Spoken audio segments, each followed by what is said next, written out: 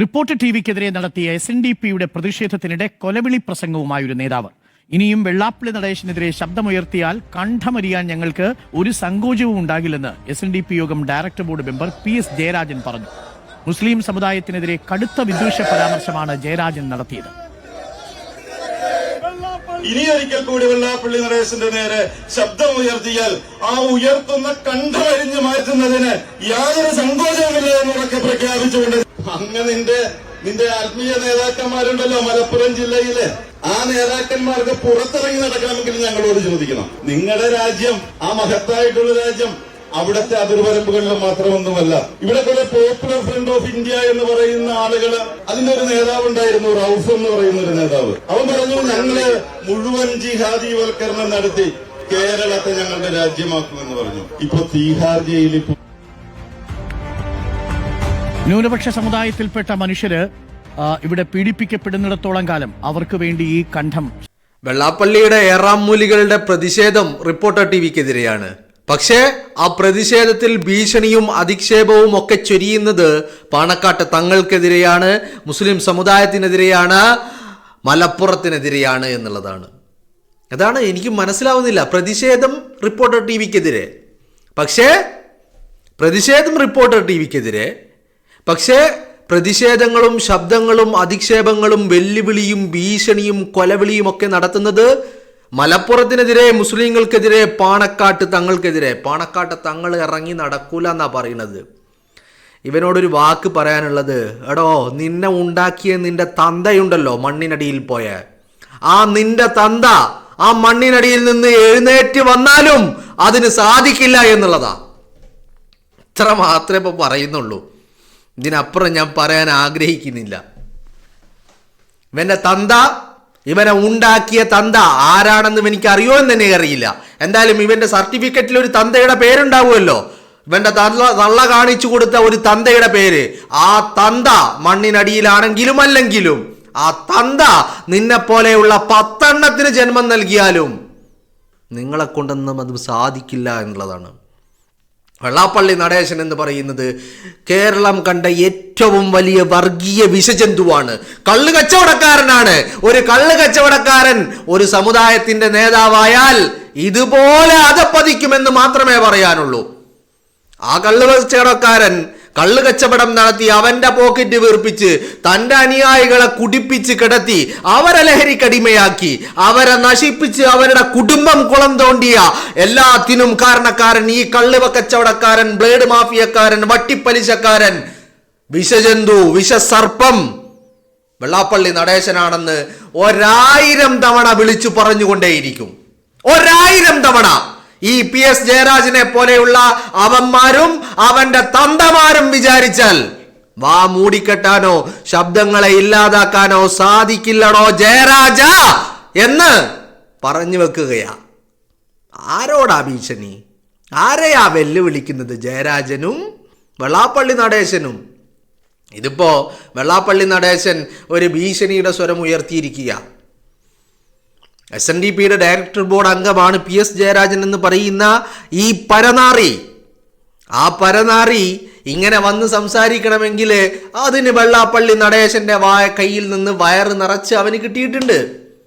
പാവങ്ങളെ പറ്റിച്ചുണ്ടാക്കി, ഈഴവരെ പറ്റിച്ചുണ്ടാക്കി, ഈഴവരെ അടിച്ച് മൂലക്കിരുത്തിയ ടീം ഈഴവർക്ക് വേണ്ടി എന്ന് പറഞ്ഞുകൊണ്ട് ഈഴവർക്ക് കിട്ടേണ്ട മൈക്രോ ഫിനാൻസിൽ പോലും സർക്കാർ കൊടുക്കുന്ന ഒരു ആനുകൂല്യ, ആ ആനുകൂല്യം പോലും നക്കിയ ടീമാണ്. നക്കി എന്ന് മാത്രമല്ല, തിന്ന് തൂറിയ ടീമാണ് ഈ വന്ന് വെല്ലുവിളിക്കുന്നത്.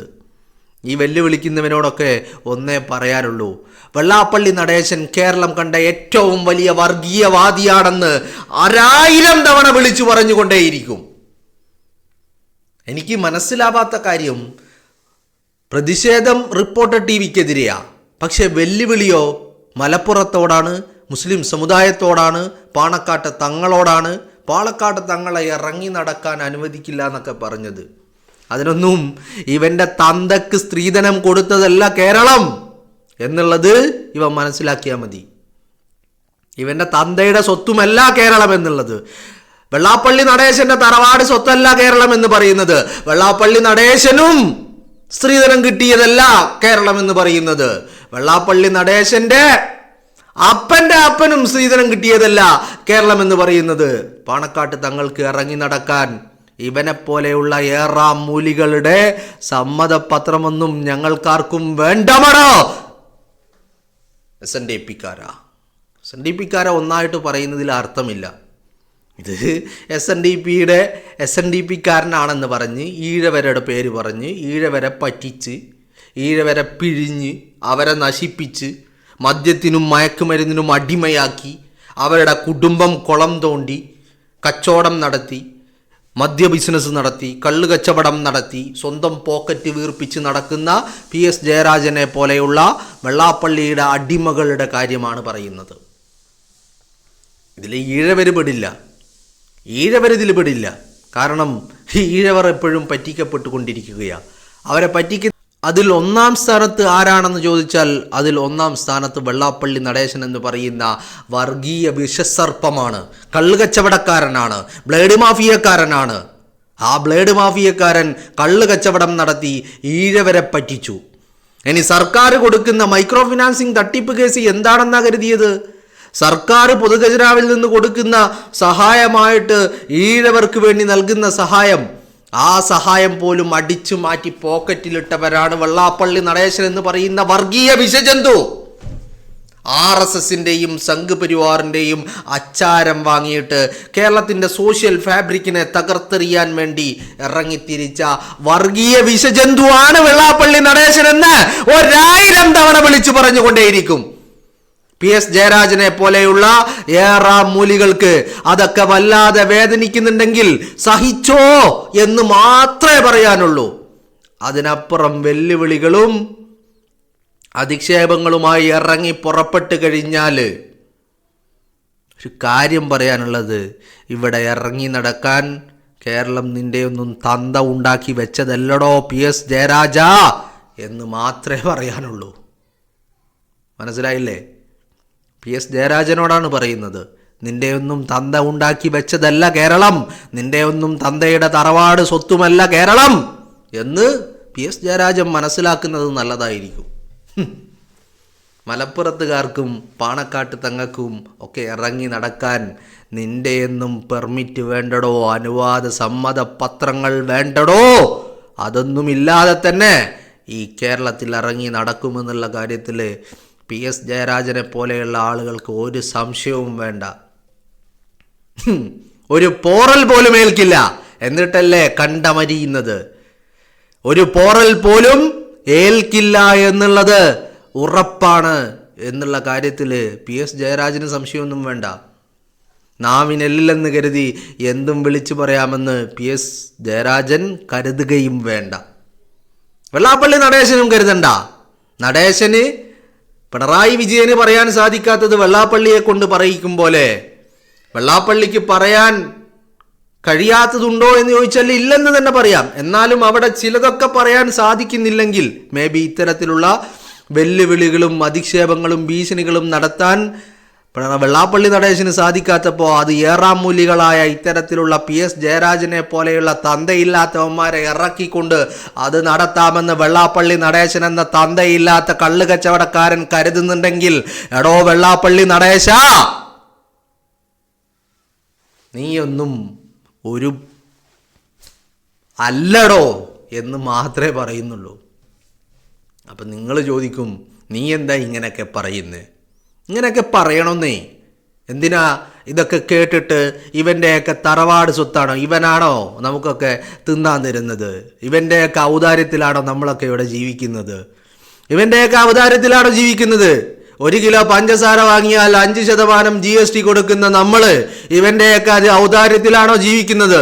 പിന്നെ ഇവനൊക്കെ പറയുന്നത് ഇങ്ങനെ വെള്ളം തൊടാതെ വിഴുങ്ങിയിട്ട് അതൊരു കാതിൽ കേട്ട് മറ്റു കാതിലൂടെ വിട്ടുകളയാൻ മാത്രമുള്ള മനക്കരുത്ത് അല്ലെങ്കിൽ ഈ പറയുന്ന മനസ്ഥിതിയൊന്നുമല്ല എനിക്കുള്ളത്. പറയാനുള്ളത് അത് ഏത് തമ്പുരാന്റെ മുന്നിലാണെങ്കിലും പറയും. തല കുനിക്കുന്നത് പടച്ച തമ്പുരാന്റെ മുന്നിൽ മാത്രം. അതല്ലാത്ത ഒരു സൃഷ്ടിയെയും, സൃഷ്ടാവിനെ അല്ലാതെ ഒരു സൃഷ്ടിയെയും ഭയന്ന് മൂലക്കിരിക്കില്ല എന്ന് മാത്രമേ പറയാനുള്ളൂ. ഏത് തമ്പുരാന്മാരാണെങ്കിലും ശരി, ഏത് നടേശനാണെങ്കിലും ശരി, അവനൊക്കെ പറഞ്ഞിട്ടുണ്ടെങ്കിൽ മറുപടി നല്ല വെണ്ടക്കാക്ഷരത്തിൽ കൊടുക്കാൻ തയ്യാറാണ്. ഒരുത്തനെയും ഭയപ്പെട്ടിട്ട് മൂലക്കിരിക്കുമെന്ന് PS ജയരാജനെ പോലെയുള്ളവർ കരുതണ്ട. വെള്ളാപ്പള്ളി നടേശൻ വർഗീയവാദിയാണെന്ന് 1000 തവണ ഇനിയും വിളിച്ചു പറഞ്ഞുകൊണ്ടേയിരിക്കും. കച്ചവടക്കാരൻ വർഗീയവാദിയാണ്, വിഷജന്തുവാണ്, വിഷസർപ്പമാണ്, കേരളം കണ്ട നമ്പർ 1 വർഗീയവാദി അത് വെള്ളാപ്പള്ളി നടേശനാണെന്ന് ഉറക്കെ വിളിച്ചു പറഞ്ഞുകൊണ്ടേയിരിക്കും. ഇവന്റെ ഒന്നും ഭീഷണിക്ക് മുന്നിൽ മുട്ടുമടക്കാൻ തയ്യാറല്ല. അല്ലെങ്കിൽ നിങ്ങളൊന്ന് ആലോചിച്ച് നോക്ക്, റിപ്പോർട്ടർ TVക്കെതിരെ പ്രതിഷേധം നടത്തുന്ന ആളുകൾ എന്തിനാ മുസ്ലിം സമുദായത്തെ വെല്ലുവിളിക്കുകയും ഭീഷണിപ്പെടുത്തുകയും കൊലവിളി നടത്തുകയും ഒക്കെ ചെയ്യുന്നത്? അതാണ് എനിക്ക് മനസ്സിലാവാത്തത്. പ്രതിഷേധം റിപ്പോർട്ടർ TVക്കെതിരെ, എന്നാൽ കൊലവിളി ആർക്ക് നേരെയാ? പാണക്കാട്ട് തങ്ങൾക്ക് നേരെ, മലപ്പുറത്തുകാർക്ക് നേരെ, മുസ്ലിമുകൾക്കെതിരെ.